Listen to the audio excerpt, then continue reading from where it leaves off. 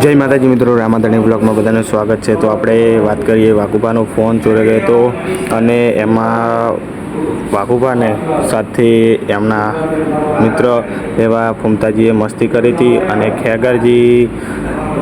વાઘુબાએ ખેગારજીના દેવને ભળાયું અને પછી મોનતા પૂરી કરવા એમના જોડે ગયા અને પાછો ફોન વાઘુબાને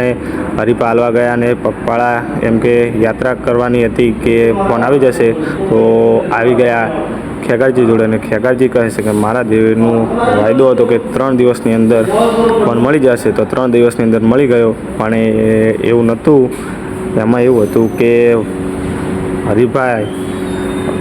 ફમતાજીના કહેવાથી એમને ફોન અપાયા હતા, પણ એ ફોનમાં મસ્તી કરવા માટે ફોન તો લીધો હતો ફમતાજીએ આપ્યો। પછી હરીભા થયા, હારા થવા માટે ગયા અને ફસાઈ ગયા અને ખેગારનો દેવ એમ કહેશે કે મેં ફોન લાવ્યો છે, પણ હકીકત એમ છે કે ફમતાજીએ વાઘુબા ઉપર દયા ખાધી અને ફોન પાછો આપ્યો અને કોઈ એવી દયા ખાધી નહીં, એમના હાથે આપોઆપ ફોન આલી દીધો છે। બરાબર, તો આવા ઇન્ટરેસ્ટિંગ બ્લોગ જોવા માટે ચેનલ સબસ્ક્રાઈબ કરો।